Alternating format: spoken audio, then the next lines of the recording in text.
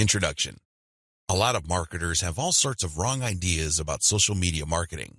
Some think that you only need to post viral content to get tons of traffic overnight. They actually believe that if you are able to pump that much traffic to your target website, a large chunk of those people will buy whatever it is that you are selling. Maybe you're selling services, maybe you're selling an event, or maybe you're selling products from an online store. It doesn't matter.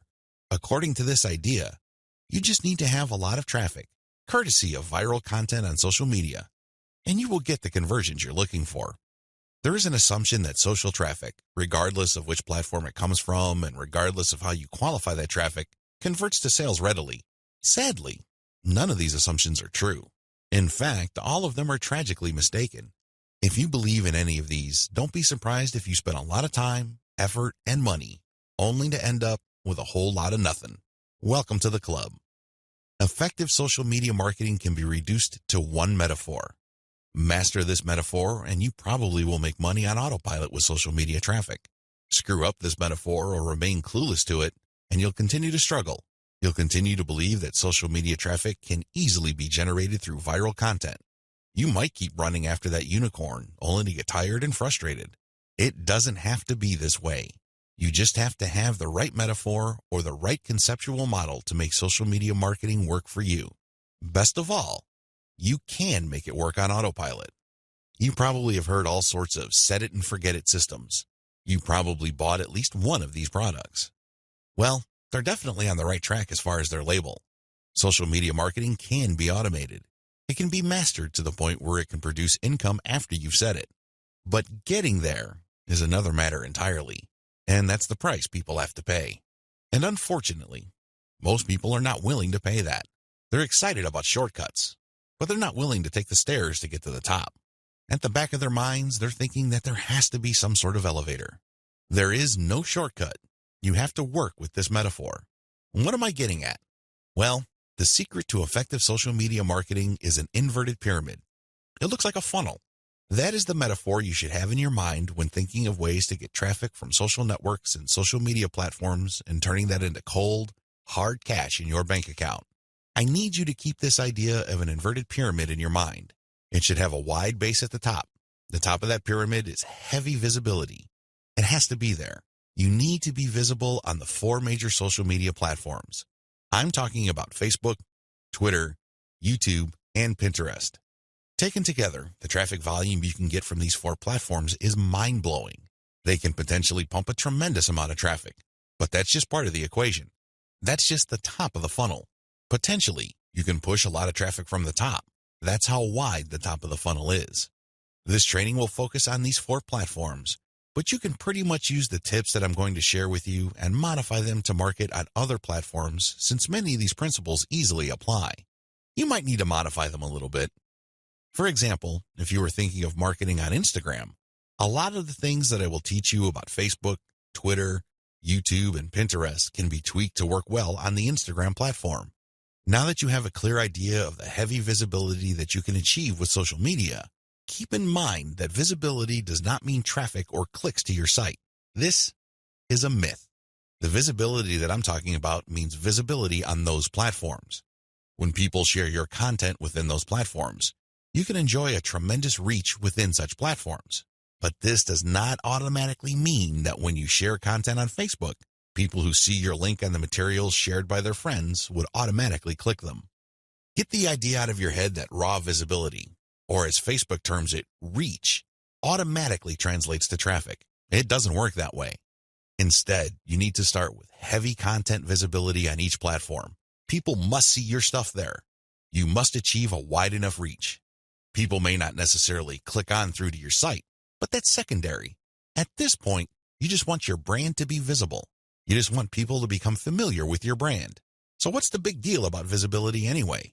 You may be thinking, since visibility doesn't mean actual visitors to your website, what good is it? Think about it this way. When was the last time you saw an ad for the first time and automatically clicked it? If you're like most other people, you probably would want to see the ad show up a few times for you to become familiar with it.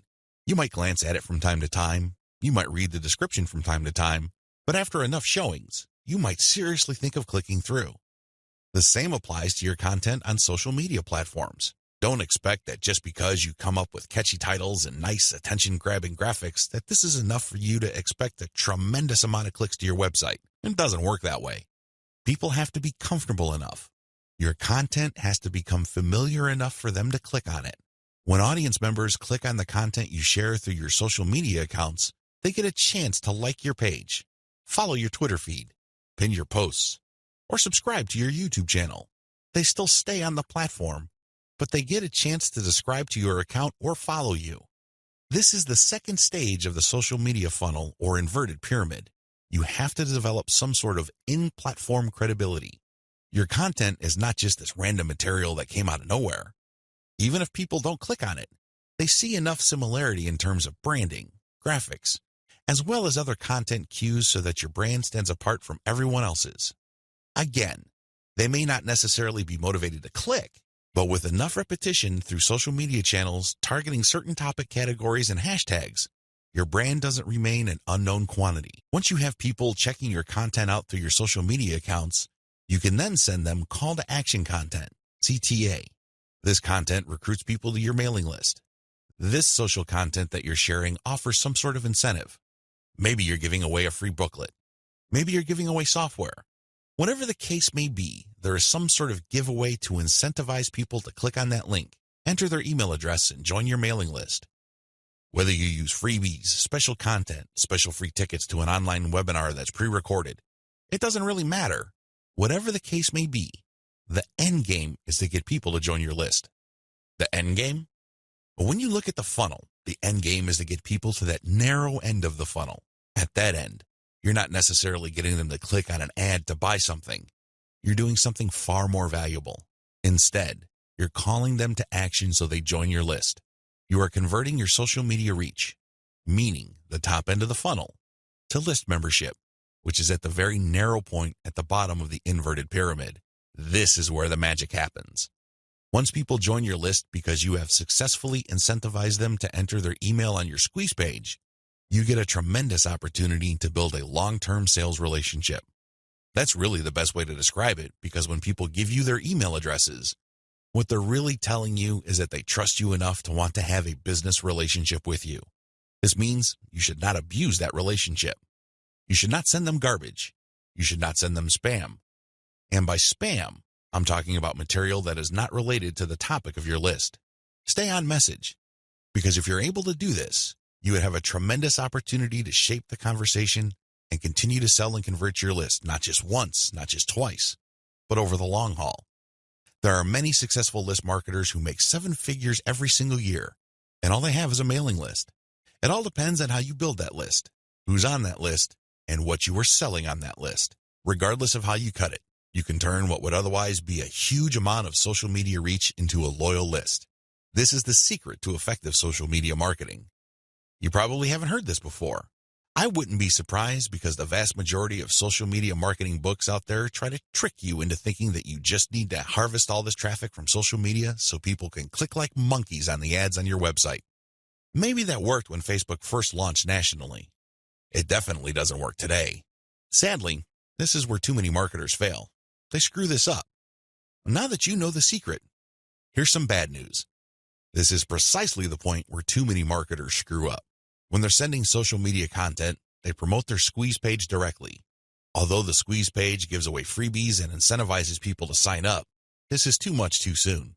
And, not surprisingly, a lot of these marketers burn through a lot of exposure just to get people to their list.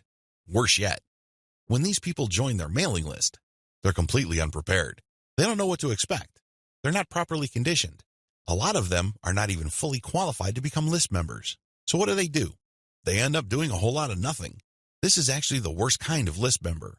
It's much better to just have a very tiny list, because if you have a huge list and almost everybody doesn't do anything to put money in your pockets, you're going to be paying for those list squatters month after month. Alternatively, you might attract list bouncers.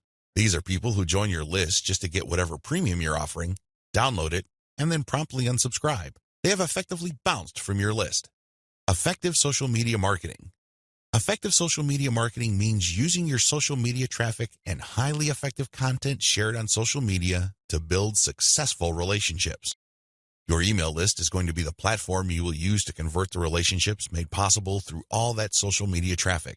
You're essentially creating highly targeted mailing lists using content shared on targeted channels on social media. This is the secret to effective modern social media marketing. What social media marketing is and what it isn't. There's a lot of misconceptions regarding what social media marketing actually is. In fact, when you come across people who call themselves social media marketing consultants or practitioners, chances are very high that they will give you different definitions. Part of this is due to the fact that there are many different points of emphasis when it comes to social media marketing. Some people focus on the content. Others pay more attention to the network that the content is going to be addressed to. Others give more of their focus to social engagement. Naturally, to the layperson, social media marketing is a big question mark. I understand if you're confused at this point. In fact, you may be so confused that you try to simplify things in your head and end up focusing on how to get as much traffic for as little effort as possible. That is precisely how a lot of online entrepreneurs and marketers approach social media marketing. Sadly, that is a one-way ticket to failure or disappointment. It's not just going to work out sooner or later. With any kind of project, you have to have the right definition. Otherwise, you're making things harder on yourself. Depending on the definition you go with, you might have all sorts of expectations. And if these outcomes do not come to pass, your resolve and your motivation levels start to suffer. You have to work with the right definition. A winning definition. With all of the above said, what is social media marketing for our present purposes? Well, since this training uses list marketing as its main vehicle for converting social media reach into cold, hard cash, social media marketing is all about content-based audience relationship building. Let me repeat that. Social media marketing is all about content-based audience relationship building. You need to use content in a strategic way. You need to speak to certain audiences and build a relationship with them. This relationship is not this broad word that makes people feel good, but ultimately doesn't mean much of anything. Instead, this relationship has a tangible form. And I am, of course, talking about your mailing list. Once you get people on your mailing list, that's when the fun begins. Everything else is just a workup or a preliminary prior to that point. You need to get people on your list. Social media marketing is going to be your primary vehicle to get people to your list. Everything has to revolve around that list. And this must shape, inform, and guide your social media actions. Managing your expectations. A content-based audience relationship approach to social media marketing sets different expectations compared to other ways of defining this type of marketing. When you read the typical social media marketing book, for example, How to Dominate Twitter, the focus is on traffic. Unfortunately, if that is your main goal, you end up with a the more the better mindset and you feel really depressed at the end of the day because the traffic doesn't come. Even if it does, there's not going to be enough of it.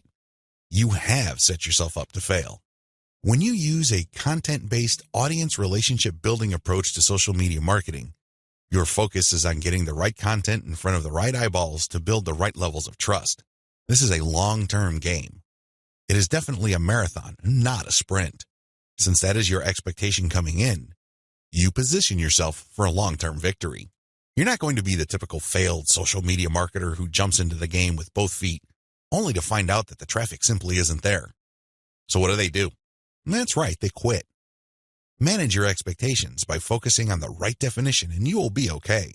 The worst thing you can do right now is to sabotage any chance of future success by defining the problem the wrong way and filling your mind with all the wrong expectations. Social media marketing can build brands if. Now that we've defined social media marketing, the next step is to focus on the end result of this content-based audience relationship building approach. If you do everything right, you walk away with a brand. And let me tell you, that is the best asset you will ever have. Now, in terms of real-world traffic, you may get a low to moderate level of traffic. But if you build a solid brand, that traffic is all you need. That is qualified traffic.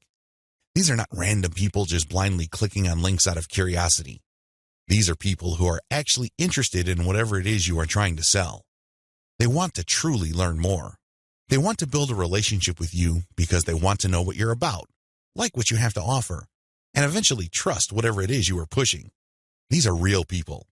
And this is only possible if you build a solid brand. You have to deliver solid value.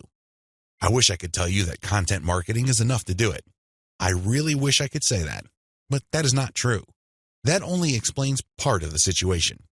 Sure, you have to deliver content that people truly are interested in, but at the end of the day, when they join your list, they are expecting and deserve value. That's how you build a solid brand. When people join your list, they will quickly find out that they did not waste their time because you send high-quality updates that actually add value to their lives. Social media marketing can explode the rate at which brands are formed. That's why a lot of people are ranting and raving about social media marketing. But a lot of them are clueless as to how to build a solid brand. Most of the time, they just stumbled into it. I'll let you in on the secret. It's all about content-based audience relationship building. There are many different parts to that equation, and I'm going to walk you through them in a practical way in the following videos. In this section, I just want you to wrap your mind around the definition and the expectations that flow from it. This is how we tightly define the project that you're going to embark on. Anything less, chances are, you're going to beat yourself up unnecessarily because you just had unrealistic expectations. This is not one of those get-rich-quick schemes. This is not one of those overnight success stories. This requires real work. This is the real deal. Are you ready for the journey? Great. Let's get on to video 2. 8 reasons why you need to do social media marketing. Just to be sure, if you are in any way, shape, or form unclear as to the value of social media marketing, here are just 8 reasons why it needs to be part of your comprehensive online marketing plan. Maybe your current plan puts more emphasis on search engine marketing. Maybe you're currently focused on outreach. Well, those are all well and good. But to really round things out and add a lot more value to your current online marketing campaign, social media marketing has to be part of the equation. It doesn't have to take center stage. It doesn't have to be your overarching priority, but it has to be a part of the total mix. Here are just 8 of the thousands of reasons why your company, regardless of its size, needs to do social media marketing. Reason number 1, social media's huge direct and viral reach. If you build a solid page on Facebook, you develop a direct reach. This means that a certain percentage of people who like your page will see your updates. While it is true that Facebook has been reducing the organic reach of Facebook pages recently, there's a workaround to that. When people go to your page, you can instruct them to like your page and then click your page's settings to show your updates first. You might want to show a video that teaches people how to do this. You might even post an animated GIF. Whatever you do, clue people in that they can fix their settings to see your updates first. Now, for people that take the time and bother to do this, you have to offer content that is really valuable. This puts the onus on you. There has to be real value on your page for them to want to do this. But you can increase your direct reach by instructing people. On top of that, when people like your content, they can share it on their wall. Since people on Facebook have friends and their friends have friends, this can easily have an exponential effect. In fact, even if your page only has 100 likes, but these are real people with real friends, don't be surprised if one of your posts gets really viral and spreads all over the place. Social media enables you to have a large direct reach. It also provides you with a tremendous opportunity to enjoy an exponential content coverage. Reason number 2, social media is habitual. While different demographics have shown softening or weakening of social media usage on a daily, weekly, or monthly basis, this still doesn't take away from the fact that a lot of people habitually use social media. In fact, a lot of people do this the first thing in the morning. When they wake up, they go to their mobile phone or tablet and check their updates. It can easily become a habit. This gives you a tremendous opportunity to get your content and brand in front of many interested eyeballs. Reason number 3, target audiences use different content formats. The great thing about social media marketing is that you're not restricted to just one content format. You're not restricted to video, pictures, links, blog posts, text, or audio files. Instead, different platforms specialize in different formats. And when you create content for one platform, you can easily make different versions of it in different formats to spread out to other platforms. For example, I write a blog post and post it on Facebook. I create a very attention-grabbing graphic for that blog post. So when I post it on my Facebook page, A preview of the image shows up and it grabs a lot of attention. People click on it and they end up on my website. I can take that graphic and share it on Pinterest. I can take the text of my blog post or article and create a slideshow video out of it and share it on YouTube. I can also take that video and embed it in my blog post. I can strip different parts of the article or post itself and feed it into Twitter along with the link to the full post or article. Do you see how this works? You get access to the different audiences or those different platforms by simply repurposing or recycling the same content that you made for one platform and sharing those other formats on other platforms. This increases your potential reach. Reason number 4, most social media platforms can be segmented. If you've ever been to Instagram, you know that when you see a picture, it usually has many different tags. If you've been on Twitter, you'd see that a lot of the hot tweets also have hashtags. Those tags are very valuable. When you use a tag with your content, you are essentially categorizing your content. People use those tags to search for content. This is a very powerful segmentation tool. People who are looking for cute Chihuahua puppies will use certain hashtags that are different from people looking for libertarian political posts. If you have a very tightly defined audience, social media platforms' built-in segmentation tools and features can definitely help you. You probably already know that huge audiences that are not very targeted are essentially worthless. Thanks to social media marketing segmentation features, you can get a smaller volume of people from many different platforms, but you can rest assured that these people are actually interested in whatever it is you are saying. These segmentation tools go a long way in helping you to find a very refined and well-qualified audience base. This, in turn, increases your likelihood of making a sale. Reason number 5, sharing content on most platforms can be automated. Thanks to tools like Hootsuite and Social Oomph, you don't have to worry about manually going to Facebook or Twitter and copying and pasting materials from a document or spending hours setting up your scheduled posts. You can automate your posts to publish up to 6 months on Facebook. This means that you can set up your Facebook account to post 6 to 10 or more times every day, but you don't have to babysit it because you have fed the content in. The best part is that a lot of these automation tools use bulk feeds, meaning you can format your content in an Excel file and convert it to CSV and plug into these tools. You don't have to input the materials one by one. Talk about saving a lot of time while also maximizing your reach. Reason number 6, you can run a 2-track marketing campaign using mailing lists. The heart of a content-based audience relationship marketing campaign on social media is to build a highly targeted mailing list. Now, this is not what you think. A lot of people are thinking that once they build the list, they're on their way to becoming a millionaire. Absolutely wrong. They're missing a step. When people join your mailing list, it really is a general mailing list. By general, I'm not saying that it talks about all subjects under the sun. I'm not talking about that. Instead, I'm talking about general interest in the specific topic. You really don't know yet at this point who is a buyer and who is a person who is simply looking for information and is still trying to make up their minds whether they trust you enough. You create a general list, and then eventually you try to upsell them to a buyer's list. And how do you do that? Well, you sell low-cost items on your general list. You can sell a booklet for $1. It doesn't really matter what the price is. It has to be very low because what you're really trying to do here is that you're trying to give people a means to identify themselves as a buyer, and you want to make it as smooth and easy as possible.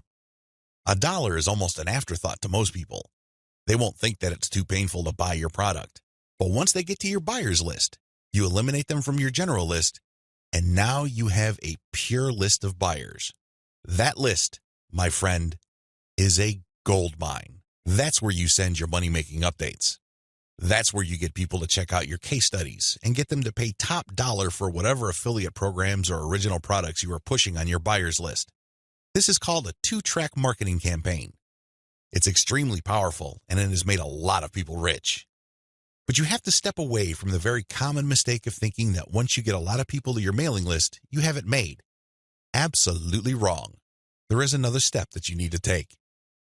Reason number 7, your brand gets natural repetition through multi-platform marketing. Assuming that all your social media accounts on all 4 major platforms look similar to each other, you get many bites at the apple. You really do. When people run into your brand on Facebook, there's a chance they might run into your brand on Twitter. If there is enough graphical similarity between your brands, then they can see that you're all over the place and they can converse or engage with your brand regardless of where they are on the internet. Eventually, this builds a tremendous amount of familiarity and people might become so comfortable that they join your mailing list when you call them to action. The best part of this is that it happens naturally by you simply creating accounts on all the major platforms. Your brand speaks to people who are interested in your niche, regardless of where they go. Reason number 8. Save money through content repurposing. Make no mistake about it, content generation is expensive. Even if you hire highly qualified, talented, skilled, and experienced people from countries with huge numbers of people who speak English as a second language, you can still be out thousands of dollars every year. High-quality writers from places like India, Pakistan, and the Philippines may be cheaper than American writers, but their costs still add up over time. One of the things about social media marketing that really excites me is the fact that you can create content and repurpose it into many different formats. This reduces your cost. If I hire a writer from India and pay that person $1,000 a month, I can get a fixed amount of content. At this point, I can choose to pay that person another $1,000 to get even more content, or I can take whatever content he or she produced and turn them into videos, infographics, or strip them down into questions for tweets. I can turn them into diagrams. I can take the voiceover of the video that I produced and turn it into a sound file. I can even make a slideshow of those materials. Once I have all this repurposed content, then I can share them on format-specific platforms. For example, I can share the slideshows on SlideShare. I can post the infographics on Pinterest. I can post the product shots or general product pictures on Instagram. I can post the questions on Twitter. I can also post the videos on YouTube. Best of all, I can post all the formats on Facebook. Do you see how this works? When you do this, you buy content once, repurpose it, and share it so you get a higher chance of getting traffic or visibility with that repurposed content. You're not creating content constantly. In fact, the name of the game is to produce as little content as possible, but market these high-quality pieces widely. This is how you maximize their value. The old idea of constantly publishing content just to get a few eyeballs here and there is dead. Seriously, that's a one-way ticket to the poorhouse. Your better approach would be to make that content work for you by converting it into many different formats. You then share these different formats on platforms that specialize in those formats. I hope the 8 reasons above are clear and that you are pumped up to do social media marketing right. In video 3, we're going to talk about picking a social media marketing campaign that is most likely to produce results for your type of online business. See you there. You need to modify your social media marketing campaign based on your online business type. I know this video is going to throw a lot of people off, but people need to understand this. One of the major reasons why a lot of otherwise intelligent and experienced social media marketers fail to get the results that they're looking for is the fact that they're using the wrong approach. Their approach to social media marketing and the websites they're promoting is a one-size-fits-all approach. Now, you don't need me to explain to you why that's a bad idea. It doesn't work in most areas of your life, and it definitely doesn't work when it comes to social media marketing. You can't look at this project with the mindset that as long as you pull traffic from social media platforms, then you can use the exact same method and the exact same communication tactics, regardless of the online entity or business you are promoting. Since we're using content to develop relationships on social media platforms, this one-size-fits-all approach is even more fatal. I mean, it's a bad enough idea as it is, but if you were to use a content-based campaign, it gets even worse. The reality is that different business types require different content and publishing strategies. You have to customize, modify, and tweak your particular content and publishing strategies on social media to fit the type of website you are trying to promote. Now, there are a huge number of website variations out there. In fact, there are too many. I would venture to say that the only limit really is your imagination.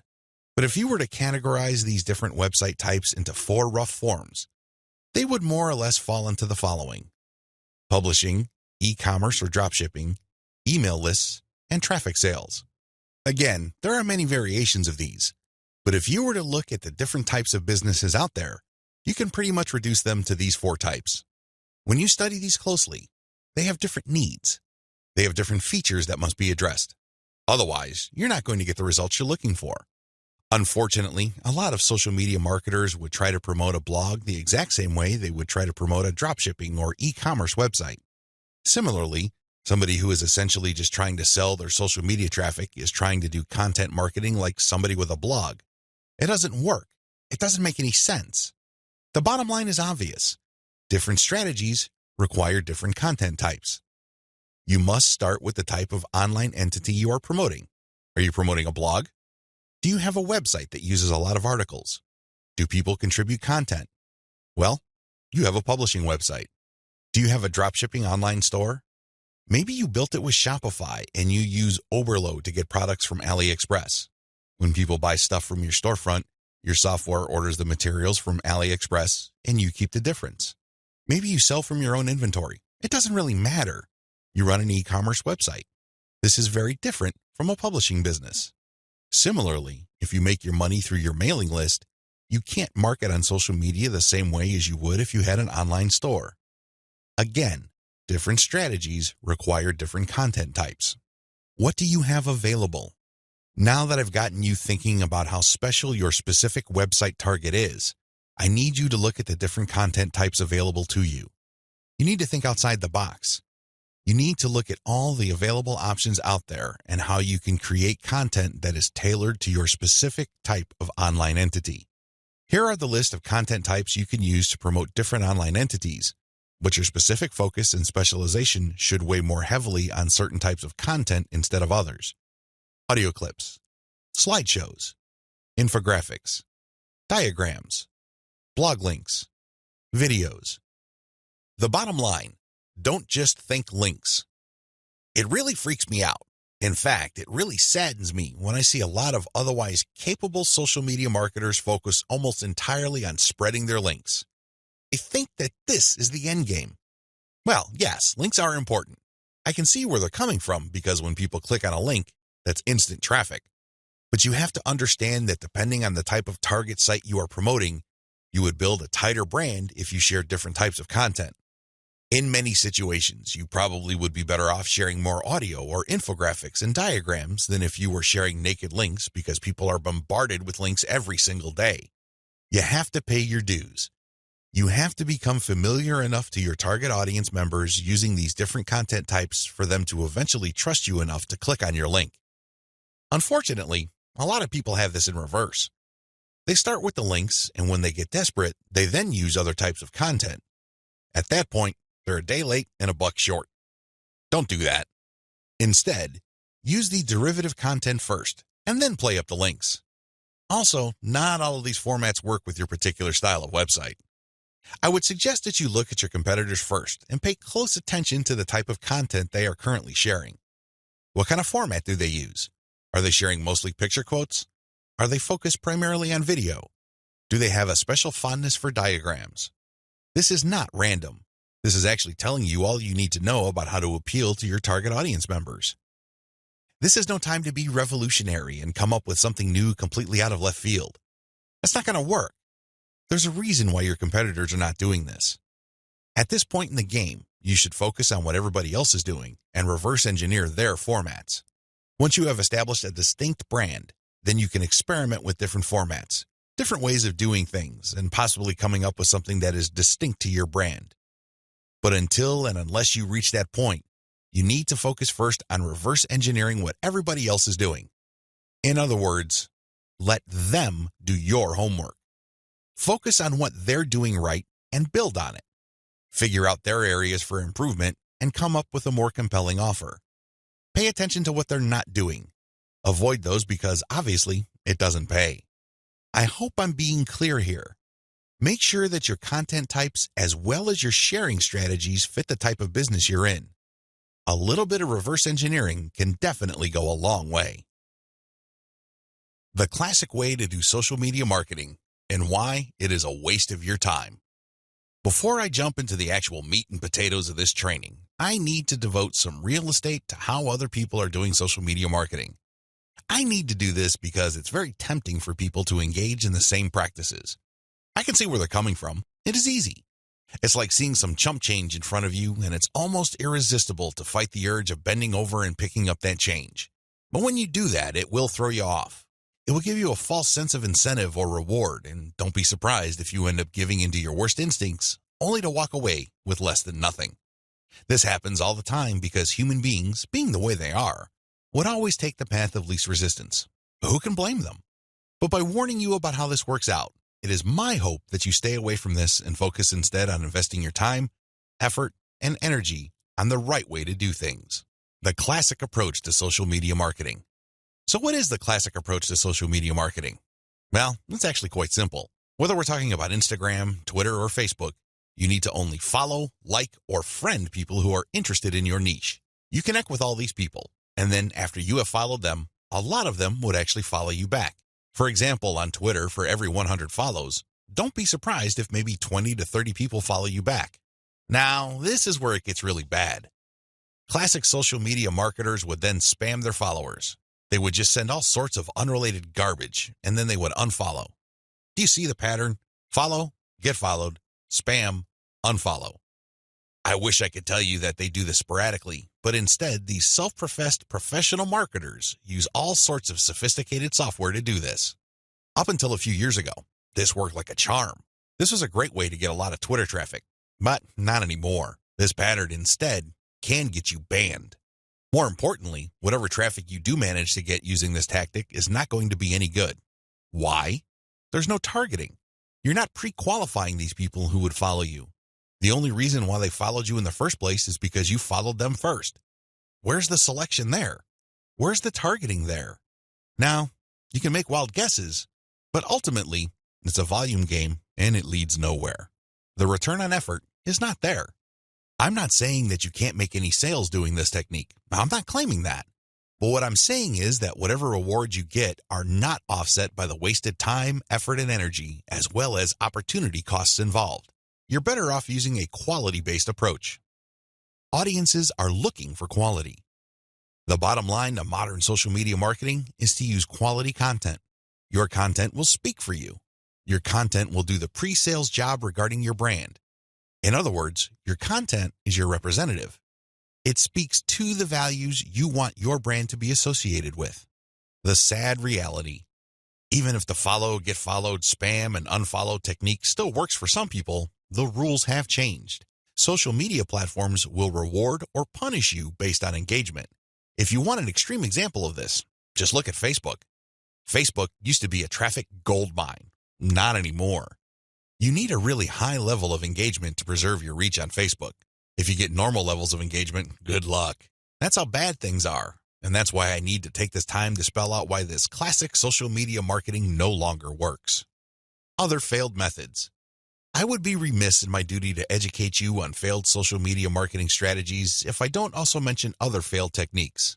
First, hashtag hunting no longer works. This technique involves marketers finding hashtags that are trending. They basically would publish niche-specific content, but use unrelated or irrelevant hashtags and pair them with their content. They do this because they want to hitch a ride on the upward trend of those hashtags. They know people are searching for those hashtags. They know that these hashtag trends are hot, so they want to poach as many eyeballs as possible. Unfortunately, the traffic that you get is not going to be any good. People are looking for specific types of information, and when they see that your content is so obviously unrelated, they're not going to click through. You might even get reported. Another failed method you should stay away from is influencer spamming. There are many influencers in most all niches. If you want to see this in action, go to Facebook or Twitter. There are many specialized pages and specialized Twitter accounts. Now, constantly mentioning those influencers on your content is not going to help if your content doesn't really add any value. There has to be a reason why you are engaging with these influencers, and drawing their attention is not enough. Getting them to look at your content because you think your content is hot is a lousy idea.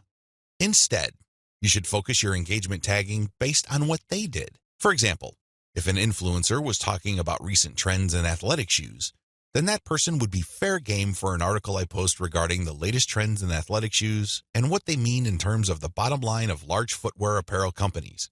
That influencer would be directly interested in what I have to say because I'm sharing content that is not only high quality, but is directly related to stuff he or she is already talking about. Do you see the specificity here? Do you see the direct link? Now, compare this with an influencer who talks only about Forex, and I tag that influencer when I'm talking about Bitcoin. That person's going to get annoyed. Do you see the difference? Finally, automated publishing with no outreach is not going to work. Basically, what you're doing is throwing spaghetti on the wall and hoping something sticks. If you're just publishing content on an automated basis on Twitter, Facebook, Pinterest, and other platforms, it's anybody's guess whether people would actually engage. You have to do some outreach. You have to draw eyeballs to your content. You have to find existing pools of highly qualified audiences and get your social media account in front of their eyeballs.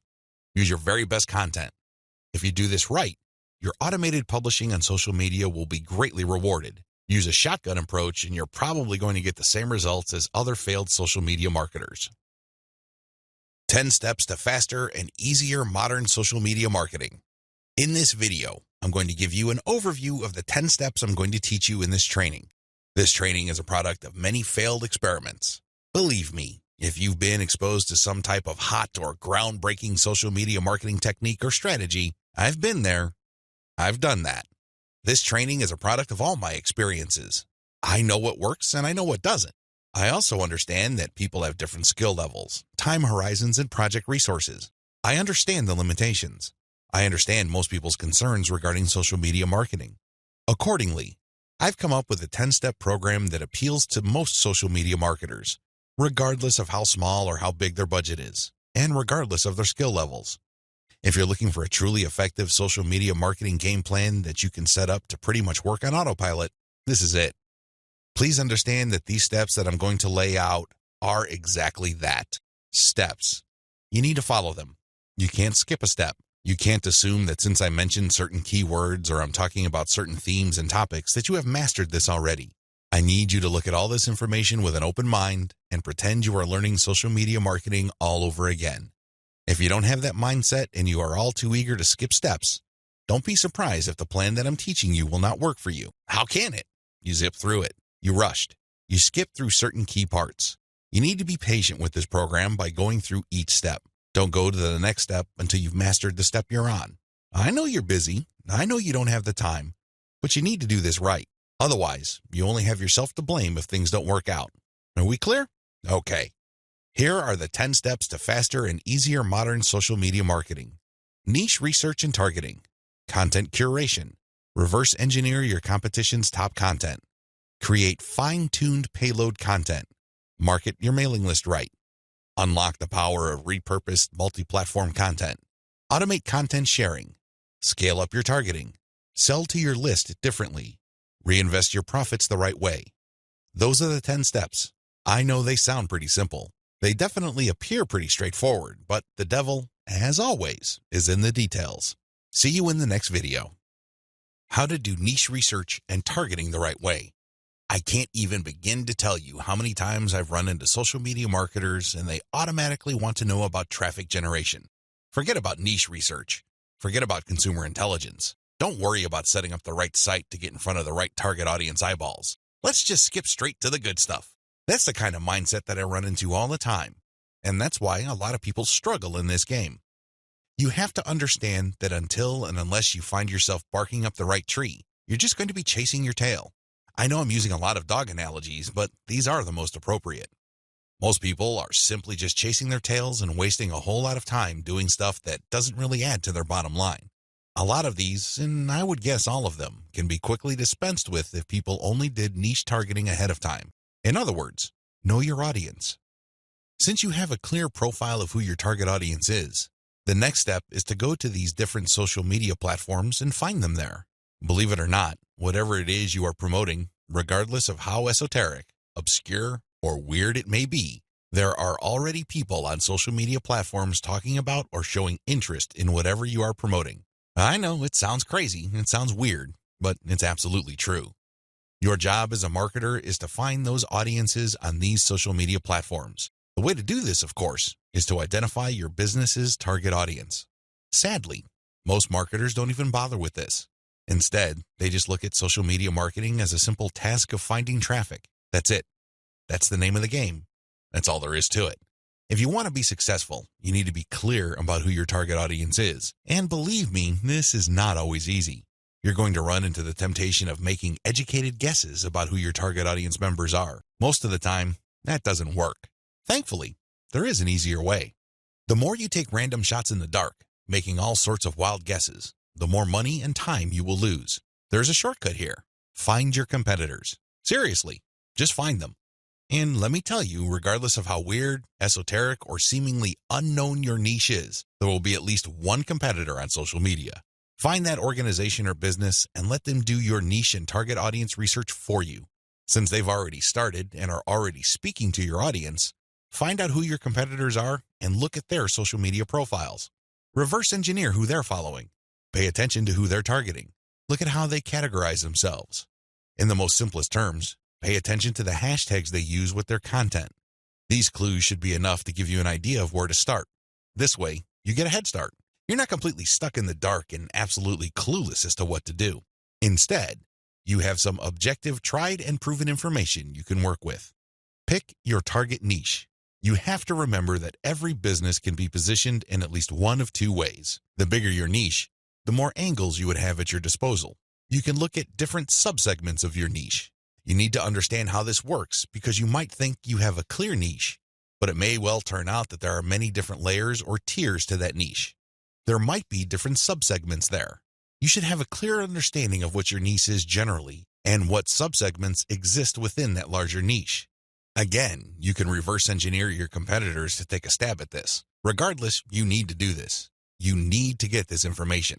Now that you have an idea of what your target niche is, go to the different platforms like YouTube, Facebook, Twitter, and Pinterest. Now, look at whether these places have sizable content areas or messaging areas like Facebook pages, groups, Google Plus communities, Twitter hashtags, Pinterest pinboards, and existing YouTube channels. Pay attention to these places and see if your niche is big enough on those different platforms. If you notice that a particular platform doesn't really feature that much content for your specific niche, this is a red flag. The demand may not be there. The audience size might not be worth your while. On the other hand, if you see there's a lot of videos regarding the topics that you're going to be hitting, this may be a good sign. But you need to do another level of analysis. Pay attention to the number of competitors you have. If there seems to be a huge number of competitors fighting over the same niche, then this is going to be a problem. But if it turns out that there's a lot of content targeting your niche, but they're only produced by a handful of people or organizations, this is an encouraging sign. Also, pay attention to how active your target audience members are. Look at the content that's being shared regarding your niche. Do you see a lot of engagement? Do people share this stuff? Is this hashtag quite prevalent? Look for these and other objective indicators of activity.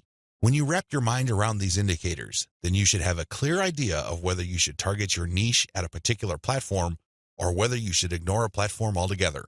List out your niche indicators. While you're doing reverse engineering, pay attention to how your niche is indicated on platforms.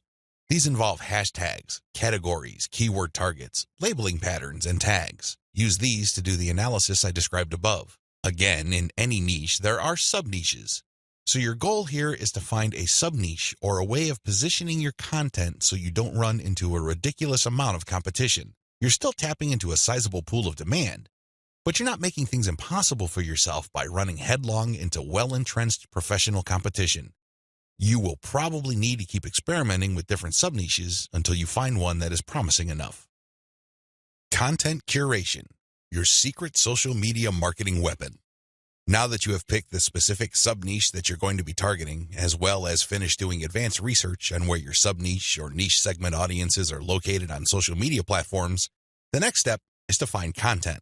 I've got some good news and some bad news. The good news is that you stand to save a lot of money. The bad news is that you need to put in a lot more time and pay attention to details. There are no two ways about it. You cannot drop the ball when it comes to the quality of the content that you are going to be sharing on your social media accounts. Each and every piece of content you share must build your brand. This is non-negotiable. You can't just pick random pieces of content that somehow, some way has something to do with your niche. That's not going to help you get the right eyeballs. That's not going to help you establish the kind of credibility and authority you need to eventually convert highly specific and qualified traffic from social media into cold, hard cash.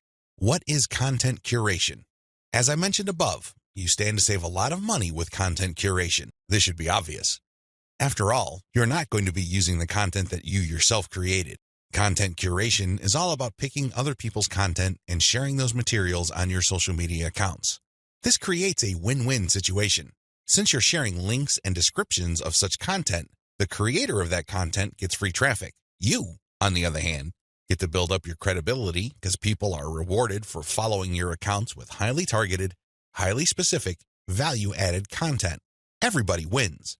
The user wins, you win, and of course, the original content creator comes out ahead. This is how it's supposed to work. You win big time because you save a tremendous amount of money not having to create a huge amount of original content. If you've ever tried to write your own stuff or outsource content creation, whether in the US or to other parts of the world, it can get quite expensive very quickly. Content curation enables you to build credibility with your audience in a very inexpensive way. You use other people's content. You get to entertain them, build credibility, and gain their trust. The downside here is the time. Sure, you're not spending greenbacks, but you're definitely going to be spending time. As I mentioned above, you cannot be indiscriminate when you are trying to do content curation. Whatever goodwill you have built up for your brand will go up in smoke if people catch on to the fact that you are just randomly curating and spreading low-quality content that may have something to do with your niche. That's not going to cut it, not by a long shot. Adopt the right content curation strategy. Now that you know where your target audience members are on social media platforms, you build credibility by populating your social media accounts with highly credible, high-authority third-party content. This is called curation. In between those materials, you're going to be sharing your own original content. From time to time, you're going to call people to action to take a look at the incentives you're giving away for them to join your mailing list. This is how you play the game. When people follow you, they are rewarded with top-notch content. It doesn't really matter whether you produced that material or it was written by somebody else. Your followers get rewarded for following your account. They get niche-specific material. Eventually, you build trust with them because you only send them the very best materials. They start paying attention to your own materials. More importantly, they start noticing the content you share, which actively encourages them to sign up to your mailing list. This is the key. You intersperse your own original content. You create an impression of quality in their minds because you're sending only the very best third-party content. You then mix in your own original content, which is of the same quality as the other stuff you're sending. Eventually, they warm up to your brand, and this is where your call to action content comes in. You call them to action regarding the freebies you're giving away. Maybe you're giving away software, a booklet, discount codes, or even a full-blown book. It doesn't matter. You are ethically bribing them to enter their email addresses so they can download the incentive. That's how you build up your mailing list. On top of all this, when people join your mailing list, you call them to action to share the emails that you're sending them. Maybe you should ask them to forward that email to their friends. Maybe you would want them to copy and paste the material and post it on their Facebook wall.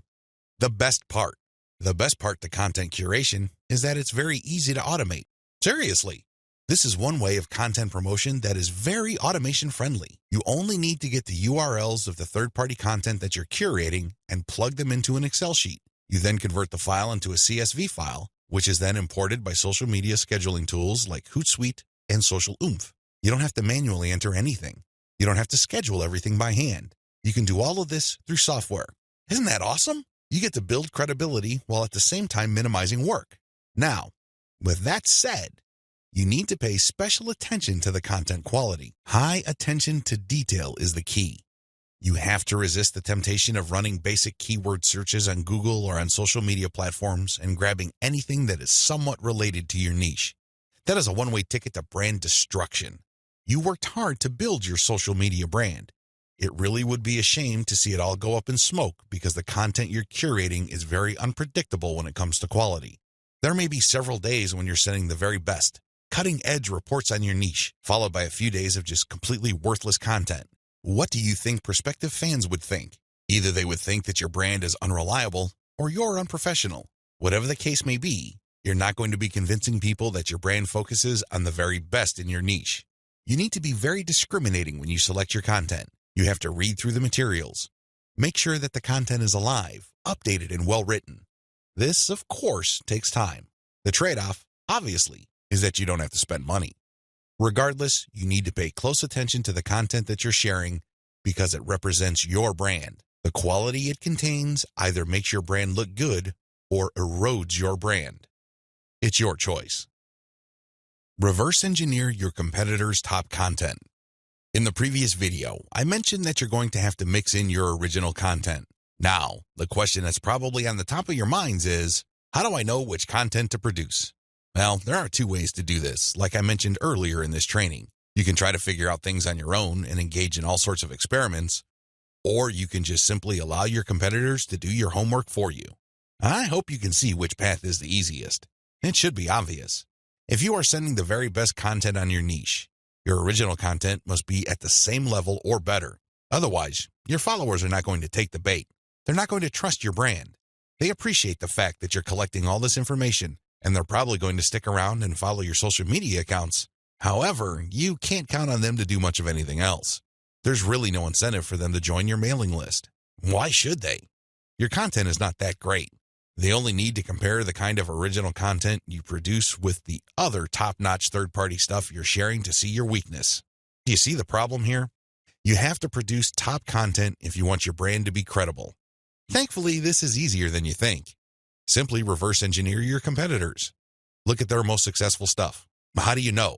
Look at the social media indicators of their content. How many likes does their top content get?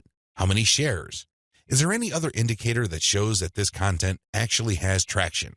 Maybe you should pay attention to the number of comments for that content.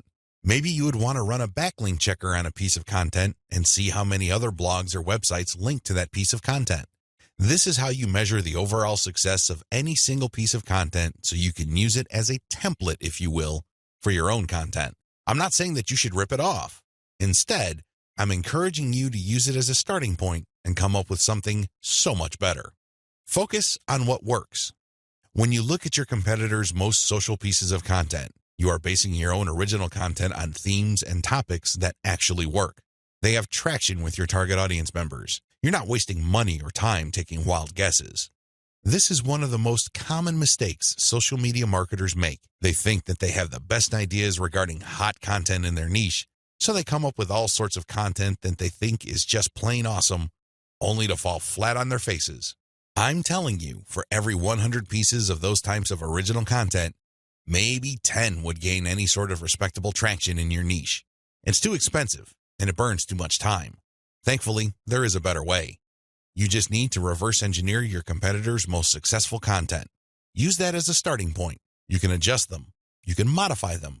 You can come up with your own variations. But at least you get a head start. At least you're in the ballpark when you start off. You're not just taking random shots in the dark. Learn from your own success. After you have started curating and mixing in your original content, pay attention to your statistics. They should tell you which of your content gets the most love. If you notice that a handful of your curated third-party content gets a lot of retweets, shares on Facebook, or any other indication of social media engagement, pay close attention to those pieces of content. At some level or another, they struck a nerve. They caught your audience members' attention in a very positive way. Find these successful curated pieces of content and create original versions of them. Similarly, if you have many different original pieces of content, only a handful of them will be really successful. Pay attention to those. Find them. Once you've identified them, create more of them. Focus on the same themes and present similar information the same way. The key here is to focus on what works and expand it and grow it. Ditch the stuff that failed. Build on your strengths. Create derivative, cross-platform variations of your most successful content. Now that you have a clear idea of how to create content that has proven traction, don't just keep reverse engineering it. While you need to continue doing that, you also have to do something else. Create derivative or cross-platform versions. For example, one particular type of blog post does well on all your social media accounts. Identify its themes, pay attention to its patterns, and come up with another blog post. See if that works. If you achieve the same level of success, you're onto something. This is not a fluke. This is not a one-time thing. You have struck on a theme that your audience members readily enjoy. The next step is to take things to a whole other level. Instead of just cranking out yet another blog post, create videos about that theme, make specialized diagrams, produce infographics. Take these materials and share them on social media platforms that specialize in those formats. For example, for blog post URLs, share them on Twitter and Facebook. For videos, share them on YouTube. For diagrams and infographics, share them on Pinterest. Drilling even deeper, look at your hottest blog posts and strip out key questions and use these as leads or titles for tweets. Tweet the same content several times over the course of a week. Of course, don't drop it all in 1 hour, but space them out. Still, when you use the right questions, you become very visible on Twitter. Pair these with the right hashtags. The bottom line, the great thing about content curation is you save a lot of money, but you are also positioning yourself to build on your strengths. You focus on things that you're doing right and figuring them out so that you can predictably produce successful content. Now, this is not going to happen overnight. You have to keep experimenting until you find the right themes that consistently work with your audience. Fine-tune your payload content. As I have mentioned previously, you can come up with your very own content based primarily on the social signals of the top-notch third-party materials you are curating. Put simply, when you are going through your research, you will keep coming across certain pieces of content which get a lot of engagement on social media. These are all the objective indicators you need to understand that you are looking at high-quality, high-demand content. At that point, you can come up with your own version of that content. You can use it as a template, so to speak. Another approach would be to just do curation first. You just take all the high-quality third-party content with great social signals and put them all on auto-publish on your social media accounts. You run this curation campaign for several weeks. Soon enough, you will see a pattern. Eventually, you will see that some of these materials get a lot more engagement than others. At that point, you can then come up with your own version. Personally, I pick my own content using both methods. If I'm in a hurry to get people to sign up to my mailing list, I do the first method. But if I'm unsure about the niche or I'm still trying to feel my way around in terms of understanding my audience, I would stick to the second method. There's really no one right answer. It really all depends on your situation. The great thing about the second method is that you are picking out your original content strategy based on what actually works in terms of your social media accounts. You have to understand that even though high-quality third-party content may have a lot of objective social signals, those signals may have been generated in different contexts. Maybe the original publisher was doing something that you may not be doing. Do you see how this works? Still, you can definitely do the first method if you're in a hurry. But if you have some time to spare, you might want to try the second method. Do curation first, let it run, and then pay attention to your statistics. You should be able to see a pattern. In fact, based on my experience, content that tends to do well often falls within a narrow range of themes. In fact, in some of my campaigns, almost all of the content that got a lot of love from the internet was focused on one question. That's how focused your audience's needs may be. You should pay a lot of attention to the following. Look at the engagement of the content and the click-through. A lot of social media marketers drop the ball at this point. They think that it's all about engagement. I'm telling you, regardless of how many likes, shares, or comments a piece of content gets, if people don't click through, those engagement signals are not worth much. Remember that at the end of the day, you want traffic. That's the whole reason why you're doing this in the first place. Getting caught up in how many shares, likes, or comments you get is not going to do you any good. You have to always pay attention to the click-through. There has to be some sort of ratio between total engagement and click-through. The higher the ratio of the click-through, the more attention you should devote to a piece of content. Study high click-through and high engagement content closely. Now that you have identified curated content that performs well, the next step is to analyze them with a fine-tooth comb. Ask yourself, what problems are people interested in when they read this piece of content? How are these pieces of content positioned or presented? Do they use some sort of emotional headline? Do they use subheadings that ask questions? Do they drag the person along? Or do they just lay out the information dead center? Pay attention to cosmetic issues. People do judge a book by its cover, and blog posts and articles are no different. How are these materials formatted? Do they have big pictures? Do they have header pictures? Do they use diagrams? What are they doing exactly? Once you've answered all these questions and you're comfortable with the answers you got, the next step is to create your own content specification sheet. This is going to be your template. Now, make sure that you're not just basing it on one successful piece of content. That third-party content might be a fluke. The company behind it might just have gotten lucky, and for some reason, that piece of content went viral. That's not going to help you. You have to base your template on the success of many different pieces of curated content. This way, you can be more confident of the fact that even if you barely comply with all the specifications, you would at least get some decent and positive results. Using the information above, Create payload content. Now that you have gotten your template together, you need to create your own high-quality, high-engagement original content. This content is going to be used to sell people on your mailing list. When they read this content, they're supposed to get excited about joining your mailing list. This is content that is most likely to be credible and most likely to be shared. Are you excited? Don't get too excited. A lot of people jump in with both feet and they end up sabotaging themselves because the payload content they create looks like an advertisement. That's obvious spam. Nobody's going to trust you with that. You're obviously trying to pull tricks and play games. That's not going to work. Instead, the content must be informative. Think of it as an infomercial. You're selling something, that much is obvious. But people have to walk away with solid value. You have to walk that tightrope. There's a thin line between shoving stuff down people's throats and providing solid value without asking for anything in return. You have to come up with a decent compromise between the two. The bottom line is, whatever you do, the content you produce must be valuable. It must add value to the lives of people reading your materials. That's how you build credibility. That's how you get people to get excited about your mailing list. Remember, your list is supposed to add value to their lives. It's going to be very hard to give that impression when the content that you share is worthless. I hope you can see that. I'll see you in the next video. Market your list right. Now that you have figured out your payload content, the next step is to understand what kind of giveaway you're going to have to use to get people to sign up for your mailing list. In an ideal world, people can see the value you bring to the table. They only need to look at the content you share as well as the crucial information they get from your premium content.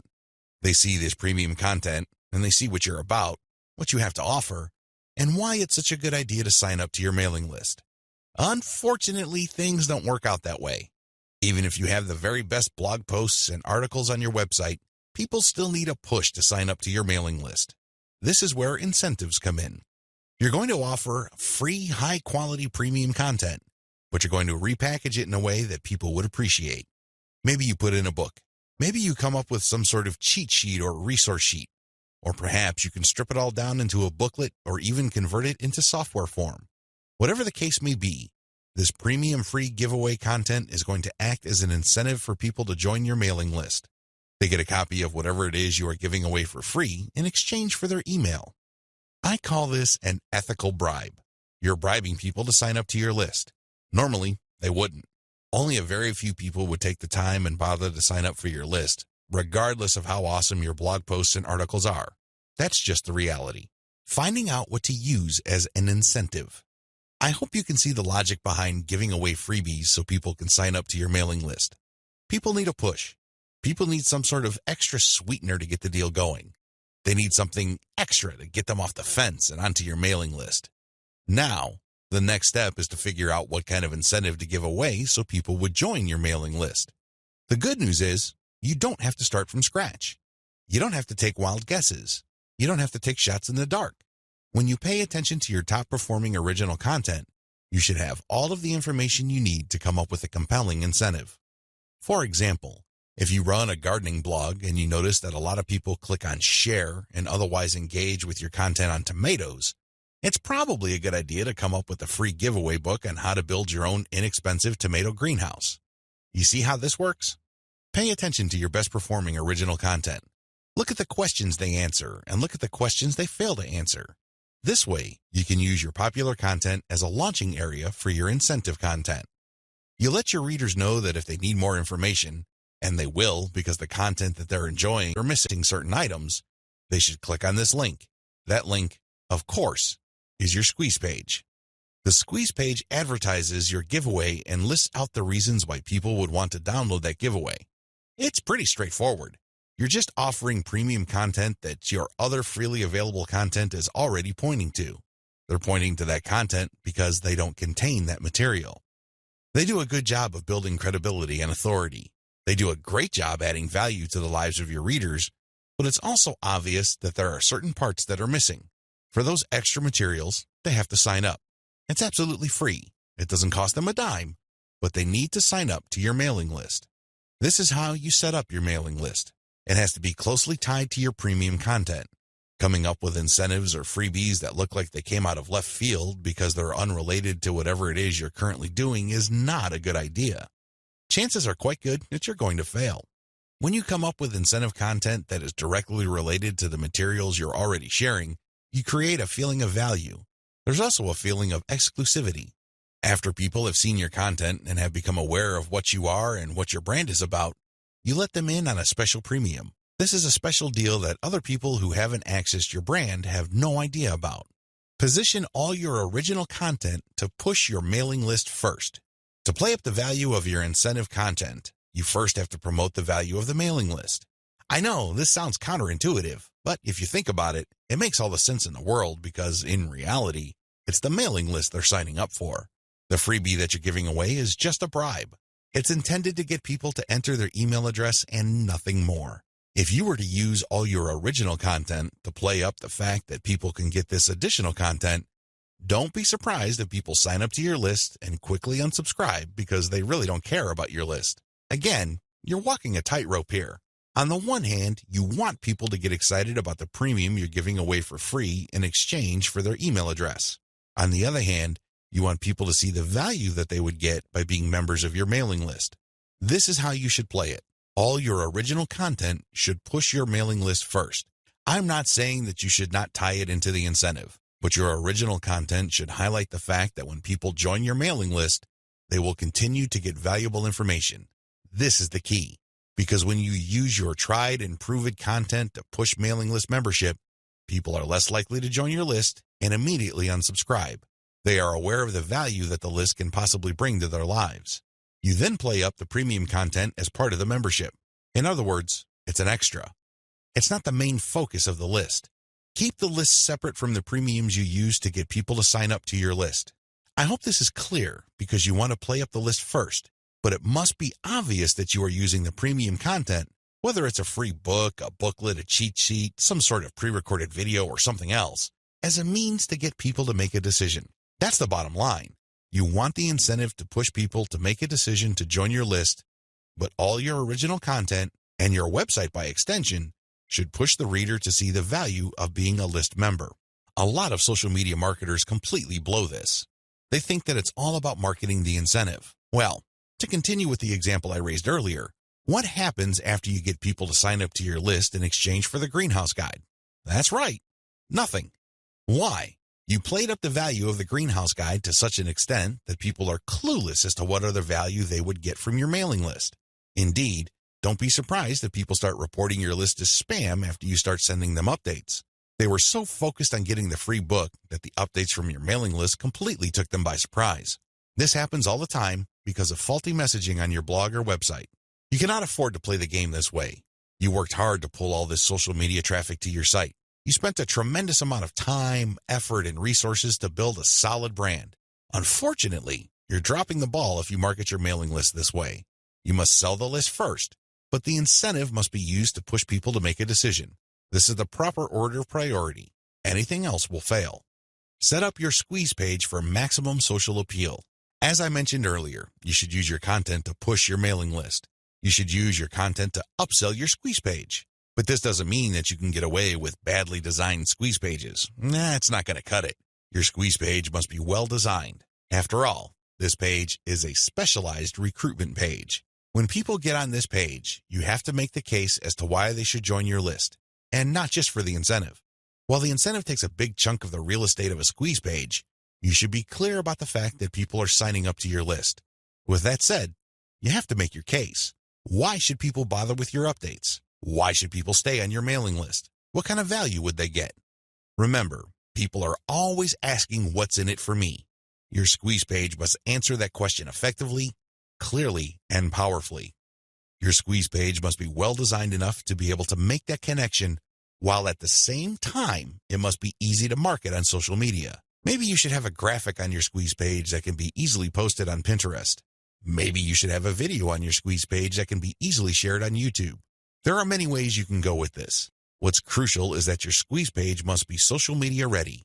At the same time, it should also do a good job of recruiting people. Set up the right confirmation page. When people join your list, thank them and make them feel welcome. You also have to clue them in regarding the content they should expect to receive. Make them feel that they just did the right thing. Make them feel that they solved a major problem. Not only do they get access to the digital freebie you're giving away, but they're also going to be receiving valuable information regarding a particular topic that they have problems with. This is how you sell the list. Simply hyping up and over-promoting the premium is not going to help you convert social media traffic into cash. That's just not going to happen. You have to sell the list. You have to build trust in the list. Unlock the power of repurposed content. I've already described this in an earlier video, but this topic is so important it deserves its own standalone video. When you create original content for your blog or website, you already know that this content has some sort of traction in your niche. You already know that there is a significant amount of demand for this particular type of content. Not only did you base your decision on the social signals of your reverse-engineered competitors' content, but you're also picking out content choices based on your own statistics. In other words, you're basing your best content on tried and proven material. You're not taking shots in the dark. You're not taking wild guesses. You're not crossing your fingers and hoping that something sticks. Instead, you have based your decision on what actually works. Congratulations! But you shouldn't stop there.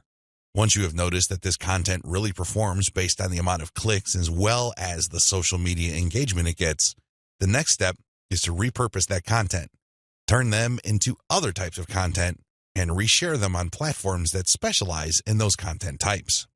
For example, if your blog post is getting a lot of retweets and clicks, you might want to strip the blog post into questions. This isn't all that hard because if you look at any type of content, it consists of answers to questions. The questions may not be obvious. The questions may not be plainly stated, but the content is meant to address certain concerns. These concerns can be reworded into questions. Strip your most powerful and best performing content into a series of questions. Each question then is linked to the article or blog post that answers it. Tweet these and pair them with niche-specific hashtags. By using automation tools, you can rotate different questions that essentially promote the same piece of content. Since you're rotating hashtags, there's a high chance that different people looking for different segments of your niche would become aware of your tweet and possibly click through. Another thing you can do is turn your article into slideshows. Each article brings to mind many different mental images. Come up with different pictures for each of the topics raised by your article and create a simple slideshow using PowerPoint. Share these PowerPoint presentations on SlideShare. You can also use other tools to create a video from your slideshows. Once you've created these videos, you can obviously share them on YouTube. Alternatively, you can look through the issues you raised in your blog post and turn them into infographics. Infographics are essentially stripped-down graphical forms of articles or blog posts. They focus on the most important points you raised and make them easier to understand by the viewer by converting them into pictures. Share these infographics on Pinterest. Finally, you should make sure that all your blog posts or articles have a nice header picture. This way, when you load the link on Facebook, a nice preview shows up. It grabs eyeballs and people are excited to share the content. On Facebook, you have a wide range of content formats to choose from. You can share links, videos, infographics, photos, diagrams, and even audio files. After you share materials on your Facebook page, you should then get the link to that post and then share that Facebook page link in Facebook groups that cater to your niche or a related niche. This is how you unlock the power of repurposed content. If you play the game this way, you spend less time creating content and more time promoting. Promotion is the name of the game. You may have great content, but it's not going to do you much good if people don't even know it exists. For every hour you spend creating content, you should spend 10 hours promoting that piece of content. This is how you build up a successful mailing list. This is how you create a solid brand on social media. Start with powerful content, but create different versions and spread it on many different social media platforms. Use automatic content sharing. Before I get into content sharing automation, I want to highlight one other important reason why you should repurpose your content. If your audience members keep seeing that you talk about the same stuff over and over again, chances are you will lose them. People want to hear new stuff. People want you to explore other related needs of theirs. They don't want you to basically keep recycling the same stuff over and over again. Unfortunately, that's precisely the kind of risk you're running if you simply focus on giving people more of the same successful stuff. You know that a particular content theme works. You know it gets a lot of engagement. You know that it draws a lot of clicks. It's perfectly natural for you to want to keep recycling that same theme. Don't do it. Focus on the very best way to present that theme and stick with it. Just do it a few times, but focus more on repurposing. This way, when people get into contact with your content, they can see that you are talking about something that appeals to them, but in different formats. They are more likely to pay attention. They're more likely to click through. They're more likely to share. Keep this in mind when it comes to repurposing. Don't think that Video 11 is completely optional. It isn't. You want your social media feeds to consist of highly successful content as much as possible. It really would be a shame to figure out what works, only for you to get lazy and just focus on text content. I'm sorry to say it, but text content can only take you so far, which brings me to content sharing automation. Since you're going to be sharing a lot of content, and much of this content being third-party as well as original and repurposed content, you're probably going to have your hands full if you decide to do this manually. First of all, since you're going to be covering many different platforms and sharing different formats on those platforms, you have a lot of forms to fill out over and over again. Sure, you may have created an account, one for each of those platforms, but submitting to those places requires you to fill in forms. Posting on Facebook involves form filling. Now, if you really don't have that much content to share, this should be barely manageable. But if you're looking to maximize your visibility by publishing on your social media accounts several times a day, you need to automate. Unfortunately, simply plugging in information into content publishing tools is not going to do you much good. You have to know when to publish. Believe it or not, the vast majority of your target audience members check their Facebook, Twitter, Pinterest, and YouTube accounts within a certain block of time every single day. Post outside of that block of time and you miss the eyeballs of the vast majority of your audience members. Sounds good so far, right? Well, here's the problem. Different audiences have different time preferences. How would you know? This is where experimentation comes in. First, you're going to have to share your content randomly at different times of the day. As much as possible, share content every hour. Set your content automation tools to publish every hour. Let this run for about a week or two. After the experimental period is over, check your stats. Facebook Insights, for example, will tell you when most of your page fans checked out your content. Armed with this information, you should set up your automated software to publish your content in a cluster to fit those optimal times. For example, in the experimental stage, you're publishing one piece of content every hour. That's 24 pieces of content spread out over a full 24 hours. After you checked Facebook Insight, it turned out that 80% of your content views actually take place between 8 a.m. and 5 p.m. You then take those 24 posts and compress them within that 8 a.m. to 5 p.m. window. This is how you publish in clusters. Forget time blocks outside of that time frame. This way, you maximize your chances of the right eyeballs seeing your content. Special notes for Twitter. If you're going to be publishing on Twitter, republish your content many times during the day at the most optimal time frame. Facebook Insight already told you that your content is being viewed within a specific time frame. Chances are your Twitter fans have the same social media viewing habits. Stick to that time frame. Now, here's the secret. Set up your automated content publishing tools to tweet out your best content many times during that time frame, but you also have to rotate different hashtags. This way, you can reach different people looking for hashtags that are related to different subsegments of your niche. Special notes for Facebook. When publishing to your Facebook page, don't hesitate to publish original content that you have published before. Try to avoid publishing only once. Instead, you should sandwich or schedule this republished successful content in between high-quality, curated content. This way, people get more exposure to your best content. Once they click through, you get yet another chance to recruit them to your mailing list. Remember, when you share high-quality third-party content, you're not getting the traffic. You're building credibility, but you're not getting potential list members to your squeeze page. That's just not happening. When you share your own original content, you get a chance to recruit them to your squeeze page. Keep this distinction in mind. This is the reason why you should republish your most successful content by interspersing it with top-rated, curated content. Scale up your targeting. When you're publishing on Facebook and Twitter, you can use hashtags. This is definitely true with Instagram. Regardless of the platform you're on, make sure you play around with how you categorize or tag your content. In any niche, there are many different tags available. Experiment with these. See which tags get the most attention from the social media platform you're sharing a piece of content on. Of course, you're not going to find the magical combination of hashtags overnight. That's not going to happen. This is one of those things that you're going to have to find out by doing it over a long period of time. Still, when you run these experiments, a pattern should emerge. Sooner or later, you would discover that certain hashtags produce a lot more results than others. They draw a lot more eyeballs. They get a lot more attention. Most importantly, they get a lot more engagement. Stick with those. Experiment with tagging niche-focused influencers. When you're doing research on hashtags on Twitter, for example, you would be able to find influencers that specialize in those hashtags. These people just love to post content related to certain topics. They use a narrow range of hashtags every time they post. It seems that's all they focus on. Find these people. Look at their content. Are people retweeting them a lot? Are they getting a lot of love for their content? Do they get a lot of engagement? Are people responding via Twitter? It should be fairly easy to see which accounts are influential in your niche and which aren't. Don't just focus on how many followers they have.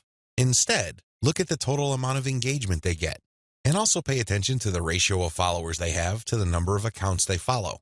For example, if I find Mike Smith to be a big poster in my niche because it seems that he just seems to rotate among the 10 hashtags that are most relevant to my niche, I look at his followers in relation to the number of accounts he's following.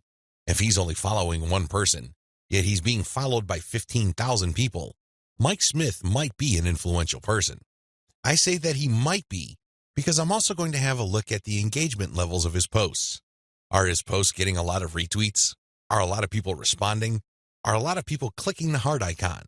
If his content has these factors, then his account is probably worth following. Most importantly, you should tag influential people on Twitter when you post. You use your most powerful hashtags and you mention them in your post. This can help you get on their radar.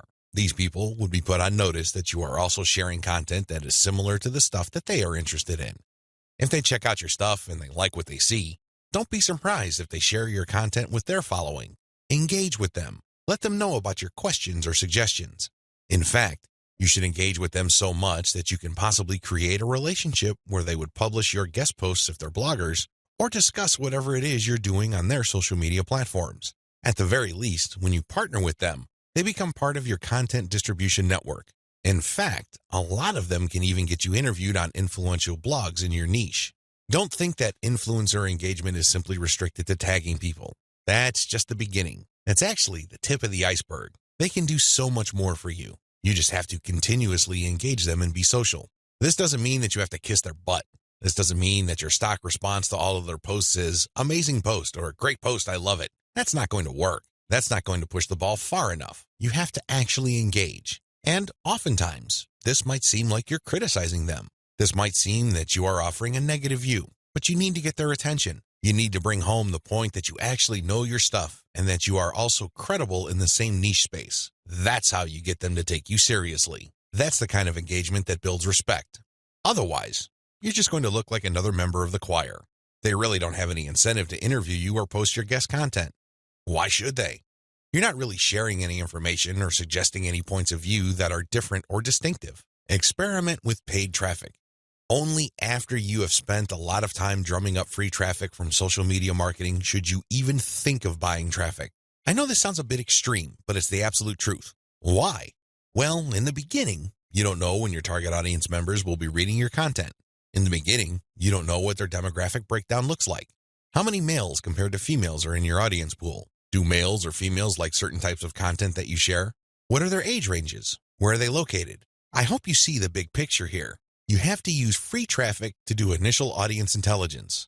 Once you've gotten all these important insights, you can then start paying for Facebook ads and other platforms' ads. If you start any earlier than this point, you probably would end up wasting your money. Study your statistics first. Pay close attention to audience patterns. Take out ads based on these patterns. Sell to your list differently. At this point, you have turned social media traffic into list members. Congratulate yourself. You've managed to do something the vast majority of social media marketers cannot do, or, worse yet, don't even think about doing. It's quite an accomplishment. Unfortunately, even at this point, it's still too easy to drop the ball.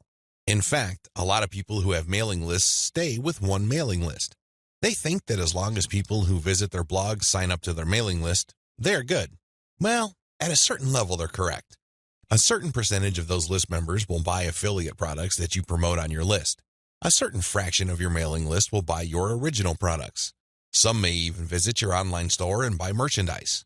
But the problem here is that if you accept this scenario, you are settling for cents on the dollar. You really are. Don't you want to maximize the value of all your hard work, focus, and energy you invested in your venture? Wouldn't you want to maximize your return on effort? If you want to get maximum results from your mailing list, You have to sell your list differently. There are really no two ways about it. Every other approach would lead to, at best, mediocre results or, at worst, no results at all. Keep the following tips in mind. Use different content on your list. When people join your mailing list, chances are they join because they got exposed to some of your content. They already know what you talk about. They are already familiar with the quality of your content. They understand the themes that you focus on. That's why it doesn't make any sense for you to feature the same exact content on your list. Sure, you may make some changes. You might change the title. You might even switch things around. But people aren't dumb. They can see right through that. They can see that you are recycling content and feeding them stuff that they have probably seen before. Do you think this kind of practice builds confidence? Do you believe that doing things this way will build trust? Of course not. You have to use different content. What kind of content will you have to use? Well, first of all, you already know what your most popular pieces of content are. Start with these. No, I'm not talking about republishing them. I'm talking about analyzing them and seeing where the gaps are. Are there any questions that are left unanswered? Are there any questions that were raised by the answers that you gave in those popular pieces of content? These should be enough to get your mind going as to the kind of finely tuned, high-value content that you're going to be sharing on your list. Remember, your updates are the ultimate reward to your list members. Sure, you may have positioned your squeeze page to reward subscribers with a premium, but once they downloaded that premium, they really have no other incentive to keep reading your emails. Do you see how that works? So do yourself a big favor and make sure that the update content you send is the reward.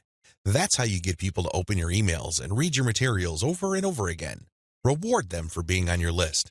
Don't drop your guard. Don't take it easy. Don't give in to laziness. This is your time to rise and shine. Everything else that happened before this was just a dress rehearsal.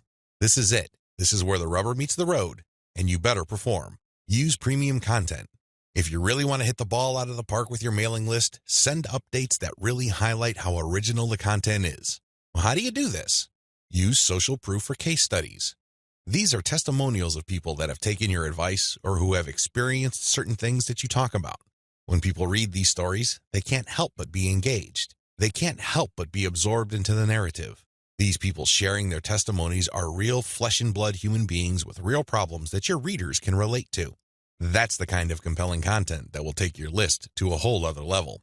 Why? Most of your competitors are just recycling their stuff. Sure, they're recycling their best stuff because that material is tried and proven, but they're not really distinguishing themselves. They're not really doing their brand any favors by taking the easy way out. You have to commit to doing things differently. This is how you build loyalty around your content. Remember, when you're running a mailing list, your content is composed of the emails you send out. No more, no less. Upsell, upsell, upsell. I can't say the word upsell enough. If you want your list to make money, you have to upsell. Now, you don't have to be a hero. You don't have to overdo this. You don't have to come off like some sort of super salesman. If you're like most people, you know how annoying, pushy salespeople are. You probably will push back. You will probably tune them out and unsubscribe. I can't say I blame you. That's how most normal people respond to pushy salespeople. By upsell, I am just telling you to send content that highlights a problem and a solution. That's all upselling is. You remind people of their range of problems, and you remind them of certain solutions to them. Now, of course, just like with most things in life, there are good solutions and even better ones. Your job is to send email updates that get people excited about finding a solution and laying out common solutions that are good, but are not the best. What you're doing here is you're drawing their attention to the very best solution to their problems. For example, if you run a social media marketing mailing list, you can tell people that creating picture quotes and videos from pictures is a great solution to their original content needs. But an even better solution would be to automate these materials where people just click on images and all of a sudden, a video is created. It saves a tremendous amount of time, effort, energy, and most importantly, the created video would then automatically be uploaded to their social media accounts. That's the kind of distinction between good enough solutions and obviously superior solutions. That's how you upsell people to your list. You're still providing value. You're still answering their questions. You're still addressing their needs. But you're laying out a range of options. They can try to do things on their own or try to do things the way most people handle the problem, or they can try something else. When they look at that something else, that's when you sell your affiliate product, your original product, or your service. Regardless of how you do it, you need to upsell, upsell, upsell. I wish I could tell you that this was easy.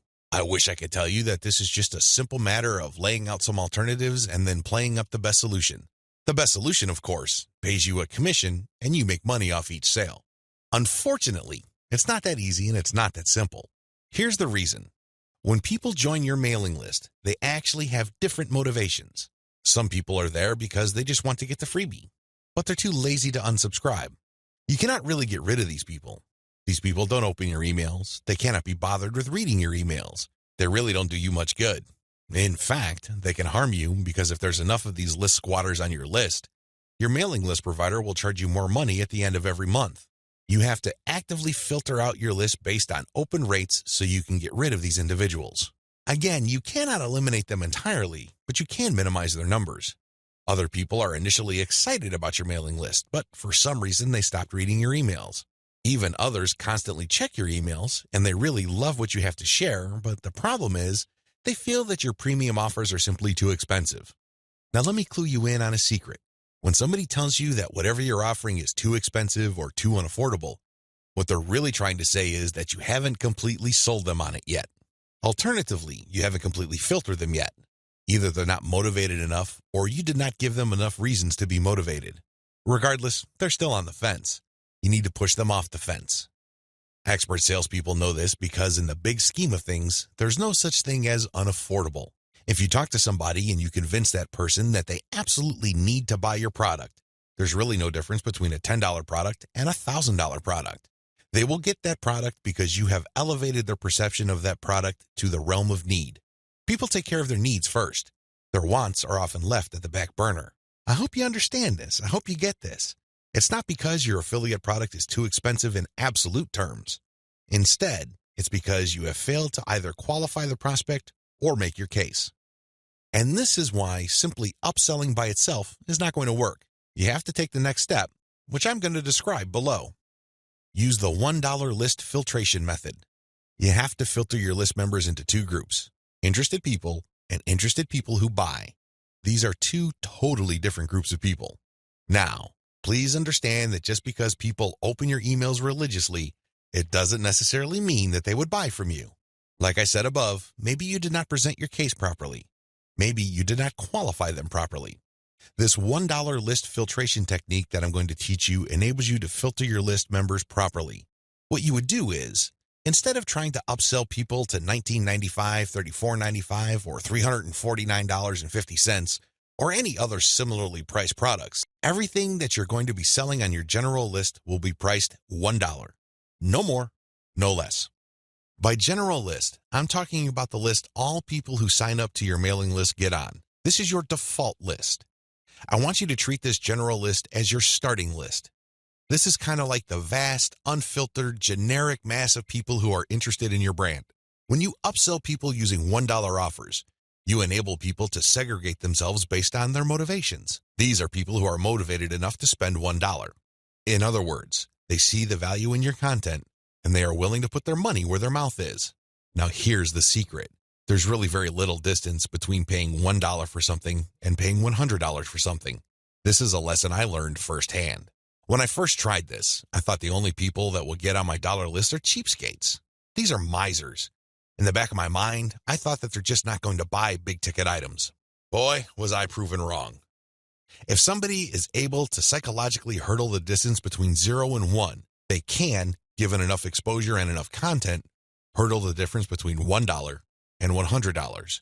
This is not theory, nor is it speculation. I see this all the time with my own two eyes. Your job is to filter your general list. You're basically telling people, when you run these $1 offers, to prove to you whether they are just interested or truly interested. This is a self-segregating mechanism. Use it. People who sign up for your general list are interested in quality content. That's what they're there for. But only a fraction of them would actually be willing to pay money. You make your money off this golden fraction. You use your buyer's list to make real money.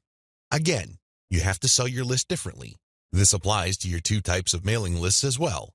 Your general list, they get quality information that is distinctive like social proof and case studies along with upsell messages. Your buyer's list, on the other hand, gets more in-depth material with higher value upsells. Again, if somebody's willing to go from $0 to $1, you have a tremendous opportunity to get that person to go from $1 to $100, $1,000, or whatever amount you want. Now, keep in mind that the higher the dollar value, the lower the conversion rate, but you get the point. You have to get people to segregate themselves based on their readiness, willingness, and eagerness to buy. And since $1 is essentially friction-free, this list filtration method works like a charm. Reinvest your profits the right way. By this point, the $1 filtration method has enabled you to make a decent chunk of cash every single month from social media traffic. The next step is to create a business. At this point, you might be feeling that you're just engaged in a hobby. It's a well-paid hobby, but still a hobby nonetheless. This too can be a trap. This can hold you back from the great success that you could otherwise achieve with social media. How do you turn the information that I shared with you into a platform for a business that can withstand the test of time? Simple. Reinvest your profits the right way. Move into other niches after you master your system. This training helps you identify your target niche. I've also given you the techniques to do well in that niche using social media traffic. Once you've made quite a bit of money on your niche and this money comes in month after month, you have to think big. You have to look into other niches that are related to your current niche. This thinking is actually pretty straightforward. If you have already mastered your niche to the point that you're making automatic income month after month, then you can apply the same system to other niches that are closely related to the one you're in. This is how you scale up your business.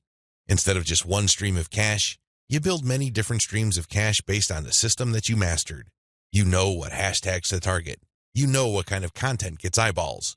You know how to present information on social media. You know how to promote a mailing list. These and many others form part of your system. It really would be a shame to restrict that system to just one niche. Once you've mastered those, find niches related to those and grow into these other fields. Highly successful list marketers don't just operate one list. They operate dozens, and this translates to 6, if not 7-figure incomes year after year. If they can do it, so can you. Buy more targeted traffic after you find out what works. Once you have discovered the type of content marketing strategy on Facebook that works, you can buy targeted traffic. How? Use Facebook's lookalike technology to target people who share the same interest profile as your existing audience. This is what's so awesome about Facebook. This is also what gets them into all sorts of hot water. Believe it or not, accept it or not, Facebook is spying on you the moment you log into the platform. It pays attention to what you like. It pays attention to what you comment on.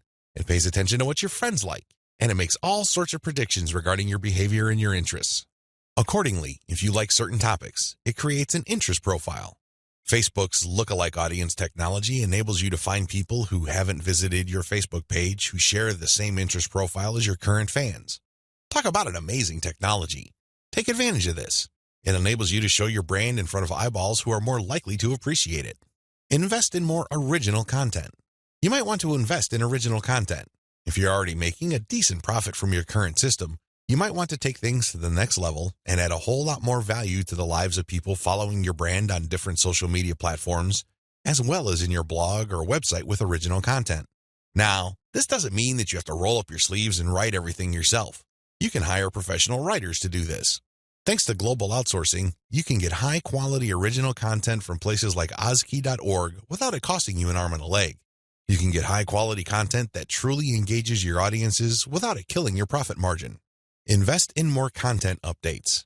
This advice really flows from the previous point I raised. If you're going to be investing in more original content, automatically you will be investing in more content updates. You will have a lot more original materials to share. These two actions go together. Regardless, you need to step it up in terms of content updates so you can pack a lot more value. Invest in your original products. When you're started out setting up this system I teach you in this training, you probably would be focused on affiliate products. You get an affiliate from an affiliate program, you market that link on your email updates. When somebody clicks on that link and buys something, you get a commission. Pretty straightforward, very simple. Well, if you really want to make a lot of money, you have to turn your back on affiliate marketing. You really do. Instead, you have to sell your own stuff.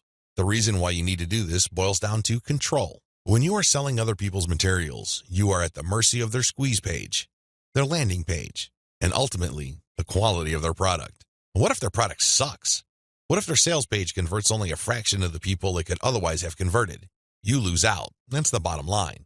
If you want to maximize your control over your income, you need to invest in your own original products. Thankfully, outsourcing is always available to you. You can outsource to professional companies like Ozkey.org or other specialized content producers to help you produce high-quality original materials for cents on the dollar. Sell your own video-based membership courses. The main problem with product sales online is, by and large, you're selling the item once. Somebody clicks the buy button, they pay, they get access to the download link, and that's the end of the story. They already have the product. They can enjoy it, they can throw it away, they can do whatever they want with it. But the transaction only took place once. Wouldn't it be awesome if people keep sending you money every month? Wouldn't it be great if you get recurring income? Well, that's exactly what you can enjoy when you sell your own video-based membership courses. For example, if you have a gardening blog, you can set up a video-based course where you teach people the ins and outs of garden cultivation. Every single month, each member's PayPal account or credit card account is billed a certain amount. You don't have to lift a finger. And this goes month after month after month until they cancel. The best part? You shot the videos once, yet you make money off them month after month. How awesome is that? This is called passive income. And the great thing about this is that you don't have to stick with video. It can be any kind of membership. Maybe you can give them access to pictures. Maybe you can give them access to files or even software. It doesn't matter. What they're paying for is the right to download that material month after month. This is the key. Recurring income should be your ultimate goal. This is how you maximize your effort. You're putting in less work while getting more money out of the system. Unfortunately, this is not something that you can master getting out of the gate. It also doesn't happen overnight. You have to pay your dues by doing the other steps above first. Conclusion. Social media marketing confuses a lot of people. It definitely leads to a lot of dead ends if you let its myths get the better of you. This training shines a light on one effective way of using social media exposure to turn social media reach into cold, hard cash in your bank account. While I'm not claiming that these steps are easy, they are doable. You just need to follow instructions. You need to conduct experiments and focus on what works. The key here is to use this information to fit your particular set of circumstances, to produce practical, actionable steps that you can use to earn a truly passive income. Don't move one step ahead until you've mastered the previous step. Now that you have all the information that you need to succeed, please understand that none of this will make you rich if you let it stay in your head. Not in a million years. You have to take action on them. You have to get that sense of urgency that you need to make this information a reality. The longer it stays in your head, the less likely your finances will change. Give yourself a deadline. Commit to a firm start date. Once that date comes, start. You don't have to be a hero. You don't have to hit a home run the first time you step up to the plate. As long as you're making a small step forward, that is good enough. Why? A small step forward is still a step forward. You have to keep doing it. You have to take step after step. It doesn't matter what side of the bed you woke up on. It doesn't matter what you're feeling. None of that matters. What matters is you stick to the plan. If you're able to commit and focus, you will succeed. I wish you nothing but the greatest success. Thank you for watching this training.